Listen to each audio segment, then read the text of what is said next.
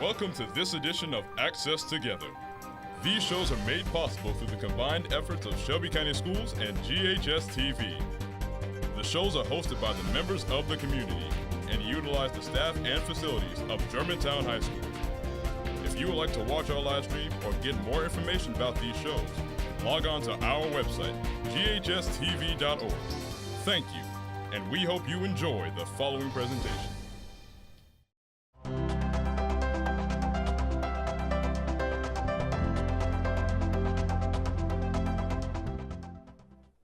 Welcome to Inspiring Leaders. I'm Donna Chandler-Newman, your host for our show, and thank you for watching our program. Through this show, we meet community leaders and we examine how they're using their unique talents and skill sets to make a difference. And through our discussions, we hope to inspire others to discover and to share their own leadership abilities for the overall betterment of our community. Today's show is about an organization that helps to empower neighborhoods to use the abundant gifts that they already have to strengthen their own community. And so today, we celebrate our neighborhoods and the inspiring leaders among us who step up to make a difference. In this first portion of our show, we'll meet Amy Moritz, Executive Director of the Center for Transforming Communities. And in the second segment of our show, Amy and I will be joined by Suzanne, Bonafus, Board Chair for the Center for Transforming Communities. Now joining us now is Amy Moritz, Executive Director for Center for Transforming Communities. Welcome, Amy. Thank you, Donna. I'm glad to be here. I'm so glad to have you. I'm so glad to, and I'm welcoming you back. You've been on our show, but it's been since 2013, and so many things have changed. Yes, a lot has changed since then. Well, for those who didn't see your first show before, why don't you tell us a little bit about your background and how you became involved with the Center for Transforming Communities? Well, I'm a native Memphian, for one. I grew up here. And my background, personal background, is I've got a corporate career. That was about the first half of my adult life. And then for the second half, I've been doing the same kind of work that I'm doing at the Center for Transforming Communities. And that's really working to enable social change and to strengthen our community. And so Center for Transforming Communities, I've been with them since 2008. And was invited to be part of this organization by some of my mentors and friends who realized that there was an opportunity for some new leadership and invited me to be part of it. Well, I think that's terrific. It's terrific for you, but it's especially terrific for the Center for Transforming Communities. Now, tell us a little about your mission and exactly how do you go about accomplishing it? Right. Well, our mission is to help strengthen Memphis neighborhoods from the inside out. And we go about doing that by partnering with the stakeholders who are already in the neighborhood, whether it be the people who live there, work there, worship there, go to school there, so that the stakeholders in the neighborhood become the ones who are setting the goals and who are actually the ones implementing projects and change that they want to see in their communities. So this is really different. This is not you walking in and throwing a little bit of Band-Aid on it to fix it. What exactly is different about that?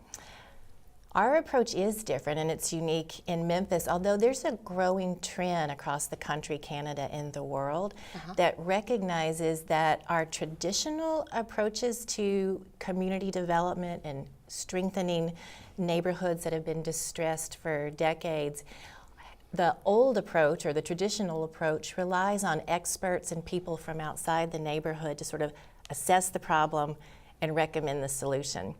And that approach works to a point, but still hasn't addressed some of the deep entrenched issues that we have in Memphis. And so our approach is a complement to that, which says there are people who live, work, and worship in these neighborhoods who deeply care about the place, who have dreams for what they want that community to be for themselves and their children.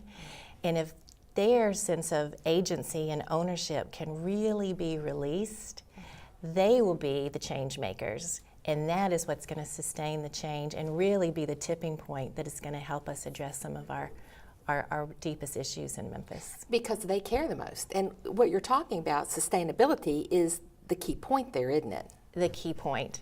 Yes, we find that for every dollar Center for Transforming Communities directly invests in a neighborhood, whether it's through our coaching or training or even some small grants, $5 of capacity is released from that neighborhood. So it's because there are resources in that neighborhood, whether it's in the form of volunteers, free space at a church, a vacant lot. And if you put a dollar amount to what gets released, we find a 1 to 5 return on that, and that is what is going to sustain the work in the neighborhood. It's coming from the neighborhood. Well, that's a wonderful investment, 1 to 5. I'd love to see that every day. So, okay, so give me an example. How does that work exactly? How does it work? Yeah. Well, a recent story happens from this year in the neighborhood of Highland Heights. Okay. And in that neighborhood, Center for Transforming Communities hired a full-time person to be in that neighborhood, and her job was a neighborhood connector. And so she's meeting people, she's listening for the dreams of the community, not the needs, but the dreams, and helping to connect people around things that they care about so that they can make the changes. And fast forward, some of the people in the neighborhood said, what if we could just all get together in the same room? And so with the Neighborhood Connector, CTC facilitated a community gathering, ended up having about 40 people show up, way more than was expected. Yeah. And that's been going on every month as people come out and share what are the great things that are already happening in this place and what can we do together to strengthen it even further. And I'll end this story by saying the Neighborhood Connector recently needed to make the decision to leave for personal reasons. And so we went to the neighborhood and we said, do you want to see that position replaced? Do you think you need another full-time paid person? And they said, no, we've got this. And that, to me, is the success story, is that she helped illuminate and help build their capacity and their sense of what's possible, but then we can step back because the neighborhood's got it. And take it, that's perfect then. That really is. So this Neighborhood Connector is a vital piece of what you're doing. In fact, you're calling them, is it Communities of Shalom, is that right? Yes, so every neighborhood that Center for Transforming Communities partners with, we think of as a community of shalom, or we sometimes call it a shalom zone. Okay. And shalom being a word that comes from the Hebrew language, which means peace in English, but also has this sense of well-being in a very holistic way, across all sorts of ways, whether it's spiritual, economic, school, the physical environment. So shalom is this vision we have that all of our neighborhoods would be places of well-being. That's truly beautiful, but when I looked at your website, I saw that the word meant even more. Each of the letters stood for something in particular, but the one that puzzled me the most and really I had questions about is the asset-based development. Right. Talk about that one in particular. Right. Because S was sustainability and H was, but the A. Talk about that one. Asset-based community development is a term that was coined in the mid-90s by John McKnight and Jody Kretzman at the Northwestern University. And it was coined because as they looked at what made some neighborhoods strong and healthy and some distressed, what they found was the key ingredient is that in the strong neighborhoods you had people, neighbors, natural leaders, who were looking at what the strengths were of the neighborhood, what were the building blocks that we already have here, whether it's the gifts of the people, vacant lots, buildings, churches, and that it was connecting what's already there in ways to accomplish what the neighborhood wants to do. That was the real key to building strong and sustainable neighborhoods. So assets is the word that encompasses all of the building blocks and strengths that already exist in every single neighborhood. And then the community development part is looking at those and connecting them versus coming in from what are the problems and solving them. It's what are the assets and how do we build on them. And so what's different about that for me as a corporate kind of gal myself, assets to me were always buildings, money, this, that, and the other. That's part of it. But the people are the biggest asset, right? And that's what almost all of our Shalom zones will tell you if you ask, what's the biggest asset? It's the people. And it's that all of us have gifts and skills and passions. And it's really being able to tap into those and give people places and ways to connect my gift with your passion, and then something new can be created. Yeah. The assets, but they are also even more than that. They include the actual connection, this link that even is between you and I. Yeah. And it also includes the stories and the culture of the place. So it's all of those things that you think of in corporate America, but it's so much more. You know, it sounds like to me almost like a quilt. You know, it sounds like that, because a quilt is nothing but a bunch of different materials which mean nothing, but when patched together, mean everything. Yes, that's a beautiful metaphor. Yeah, Good, I agree. good. And that, I mean, as I listened to you, that's kind of the first thing that came to my mind. Well, okay, so when you talked about gathering the neighbors before, where you gather them is a place called the Commons, which is another piece of your mission, right? Yes. Talk about the Commons, because I think you're having an anniversary, are you not? An anniversary, yes. So this year marks the 10th year of the Commons. Wow. And so the Commons is a repurposed Methodist church building in the heart of the Binghamton neighborhood, which is pretty much in the center of Memphis. And about 10 years ago, the congregation that worshiped there had gotten very small and very old, and really was not as connected to the neighborhood as it needed to be. And so it finally decided to close, but it gave the building to Center for Transforming Communities because they saw in that gift the potential that that building could be repurposed to be a place of hope and healing and all sorts of ways to build community, not only in Binghamton, but what happens in that neighborhood. As you mentioned, all the neighborhoods we work with gather there regularly, and people throughout Memphis are enriched through that old church building. Well, you know, I came and took a tour there at one point, and I remember the thing that was most distinctive to me is that you aren't occupying that whole building. You're sharing it, right? Right. Who are you sharing with? So we have a handful of partners that share that building. Today, shall I list them briefly? Yeah. Okay, so we share it with the nonprofit called Refugee Empowerment Program. They've been there from the beginning for all 10 years. The Memphis School of Servant Leadership has also been there from the beginning. A newer but not new partner is the Mid-South Immigration Advocates. They provide legal services for people who are undocumented. And then we have several congregations, Community Guard and others.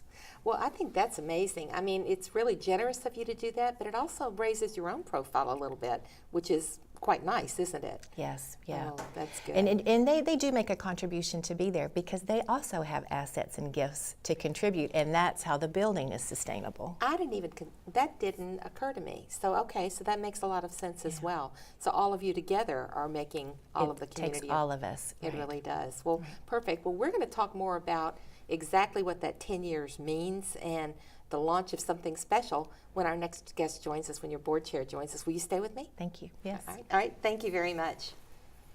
We're going to pause now for a short break. When we return, Amy and I will be joined by Suzanne Bonafus, Chairman of the Board of Directors for the Center for Transforming Communities.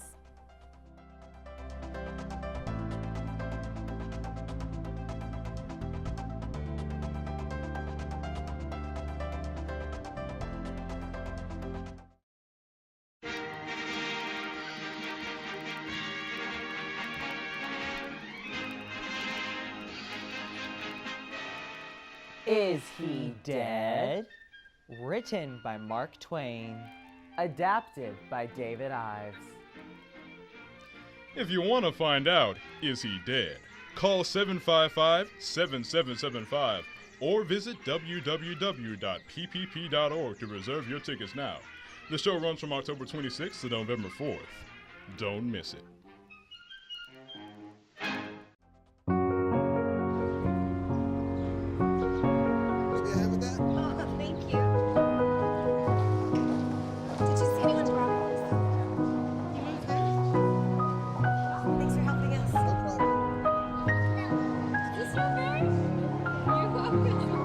We'd do anything for kids. Yet 1 in 6 children in the U.S. struggle with hunger. Help end childhood hunger near you. Learn how at feedingamerica.org. It's a program that feeds off of excellence. We have chamber choir, which is an elite ensemble composed of 16 to 18 singers Then chorale, it's a large ensemble of roughly 50 singers. We have a women's chorus. When they come in here, they have the chance to sing. And when we sing, it releases endorphins and it makes us happy. So to give students an environment where they can be happy, where they can move on from things that are going on in their life. That's a challenging thing to do. For more information about the Kappa program, visit ghskappa.com or call 755-7775. You're watching the award-winning GHS-TV, a nationally recognized student television station. Welcome back. We're pleased to continue talking with Amy Moritz, Executive Director for the Center for Transforming Communities, and to meet Suzanne Bonafus, Chairman of their Board of Directors, as we continue learning more about CTC, the Center for Transforming Communities. Welcome, Suzanne. Thank you so much for having us today, Donna. I'm so glad that you're here. And Amy, thank you for staying with us as well. We're going to talk a little more about the Center for Transforming Communities. Now, let me start with, first of all, Suzanne, you've been the chairman of the board for a while. How did you first get involved with the Center for Transforming Communities?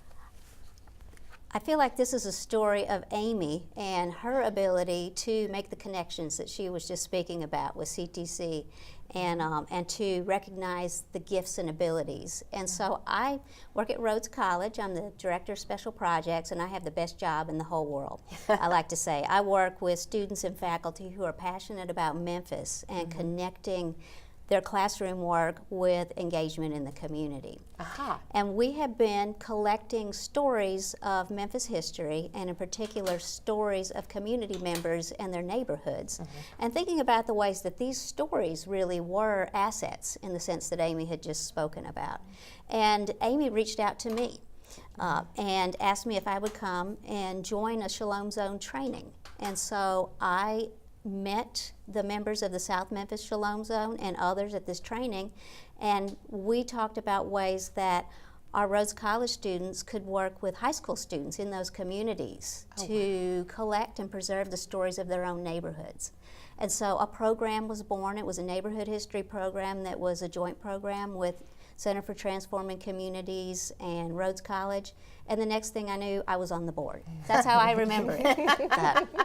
Well, Amy's really quick about that kind of stuff, by the way. She, you know, she's been on my program. It's been a long time ago. I don't repeat guests very often. But Amy told a good enough story that, believe me, I did read. And she's good at connecting. She really Absolutely. is.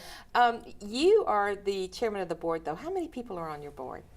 We currently, Amy can correct me if I'm wrong about things like this, I believe we have 15 members of our board, more or less, so relatively small. And what kind of talents that have you got, and what do you need?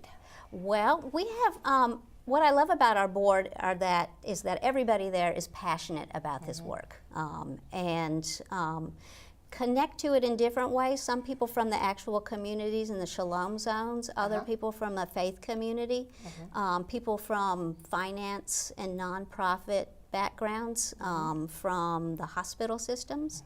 We're always looking for additional expertise in, say, legal areas. I think of finance also.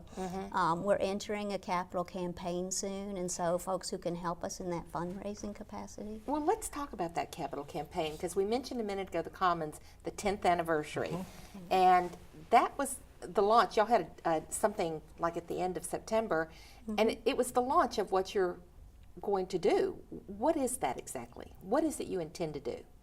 Well, with the anniversary of the Commons, it feels like it's a great time to really say we know that this work in Memphis is important, and we want to invite Memphis to invest in it more deeply. And so the Commons, as you know, is sort of the place where Center for Transforming Communities gets to practice what we preach, basically. So it's where we really are part of a neighborhood in Memphis to help strengthen it, while we also get to work alongside other neighborhoods. And so the building itself has not had any capital investment in about 10 years, and while it functions fine now, part of celebrating the 10th anniversary is to say we know we need to look to the next 10 years. This building is too important to that neighborhood and to Memphis. And oh, by the way, we think the work of Center for Transforming Communities, as we help release the power of neighborhoods to be their own change makers, that also needs a deeper investment so that we can grow that work in Memphis. So let's talk about that. I think you're trying to double your footprint. So right now, what are your Shalom zones? So we have 5. One is in Mason, Tennessee, so it's not in the city of Memphis. It's a rural Shalom zone. And then there are 4 in Memphis, Highland Heights, Binghamton, South Memphis, and Southeast Memphis, kind of think Hickory Hill. And so those are the 5 today. But you want to double that. We want to double that. We'd like to double that in the next 5 years. And we also are finding that more and more what we've been learning and developing and testing for these years that we've been Center for Transforming Communities has value also to other institutional players and partners in Memphis who want to authentically and genuinely engage the community. And so we're looking to also expand our partnerships so that we can help others do this kind of work. Yeah, because, from what you're telling me, you're not looking to do everything yourself. You're looking to train the trainer, right? And so that they can take this a step further, right?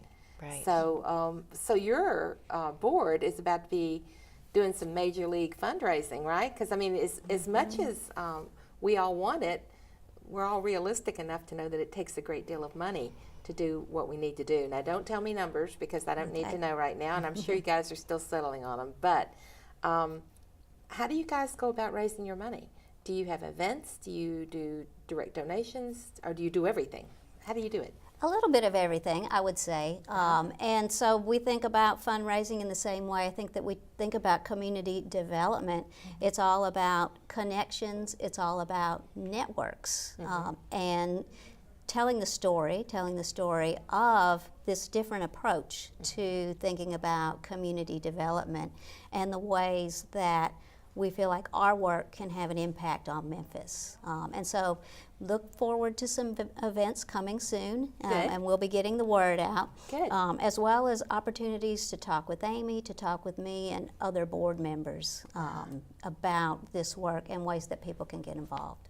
The thing that strikes me the most about what you're doing is I remember our neighborhoods when I was growing up, and if I did something wrong, I didn't even get home before my mother knew it because somebody called her. That's not as common now, but you guys are trying to bring us back a little bit that way by making the connections. One of the stories you told me in particular had to do with a garden. Talk to me about the garden and the project you guys put together for that.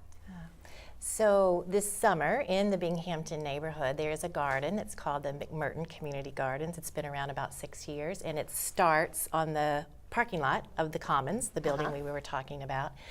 And Center for Transforming Communities, with the help of the Hyde Family Foundation, got a small amount of money that we could re-grant directly to the neighborhoods to give them a little bit of resources to do some of their projects that they dreamed about. One of those projects this summer was funded by CTC in order to help some of the adults of the neighborhood connect with some of the youth of the neighborhood all around the community garden, and using that community garden sort of as the launch pad for the children to develop some additional skills in creative writing, photography, and also just their own sort of interpersonal skills and ability to present their work to an audience. And so it was connecting the gifts of the adults in the neighborhood, nobody from outside, but connecting the youth of the neighborhood in a way that strengthens everybody. And so the result is what? The result is they want to do more of it. Yeah. The result is relationships.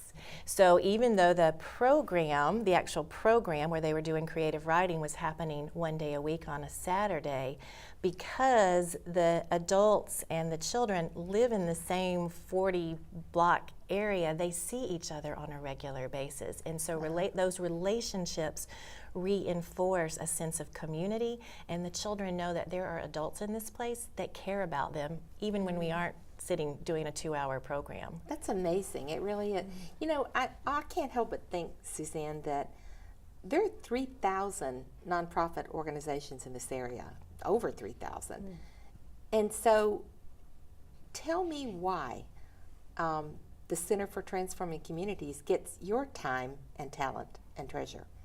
That's a great question. And first of all, I think the fact that there are so many nonprofits in Memphis just speaks to the passion that we all have for making Memphis a better place. And why CTC for me is because that's what CTC taps into, this real passion on the part of everyone to make Memphis a better place, to not look at Memphis as a place where there are problems to be fixed, but a place where there are all these assets, as Amy said, all these connections to resources that are going untapped. And CTC is an organization that in some ways weaves among all of these and connects us and pulls us together. I've been thinking about your metaphor as a quilt. I love that. I think maybe all those nonprofits are part of a quilt in some way. Yeah. You guys don't duplicate anybody else's efforts, and yet you work with other nonprofits, right? Absolutely. And they don't duplicate yours, so that kind of makes it better all the way around, doesn't it?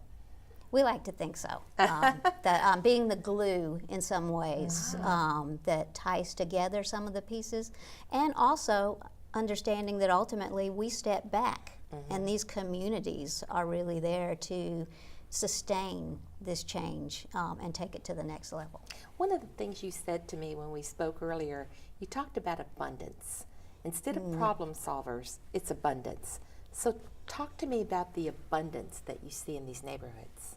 Yeah, that's a great question. So this is a mindset, right? And it's kind of a hard one to achieve. But kind of once we switch from looking at neighborhoods as places of problems to places that are full of assets and connections and resources, we've only just begun to see the possibilities, I think. For me, it's the residents themselves that help me to continue to see in this way and to understand the abundance and the stories that we hear people telling about their neighborhoods. Make programs like the garden program Amy mentioned possible. So the big question is, when will you be done? Oh, when will we be done? That is a great question. Do you have thoughts on it? I think we'll be done when every neighborhood in Memphis, everyone, is a neighborhood that you would choose to live in, that I would choose to live in, that all of your watchers would choose to live in. And that's the vision, is every neighborhood would be a place. An excellent vision. And you know what? I think that just got added to my prayer list. So thank you guys so much for the excellent work that you do. I appreciate it so much, and thanks for being with us today. Absolutely. Thanks for having us. And thank you for being with us today for Inspiring Leaders. We appreciate our guests on today's show, Amy Moritz and Suzanne Bonafus, both representing the CTC, Center for Transforming Communities. Now, if what you've heard today on our program has inspired you to learn more, to volunteer, to donate, and to become involved with the CTC, Center for Transforming Communities, then please visit their website, ctcmidsouth.org. Now, if you're interested in the air dates of Inspiring Leaders or of any other show on GHS-TV, you can visit GHS-TV.org, where we're streaming live 24 hours a day. You can keep up with GHS-TV by visiting our website. We hope that you'll like us on Facebook and you'll follow us on Twitter, Instagram, and YouTube. Thank you again for joining us, and be sure and watch our show, Inspiring Leaders, again next month.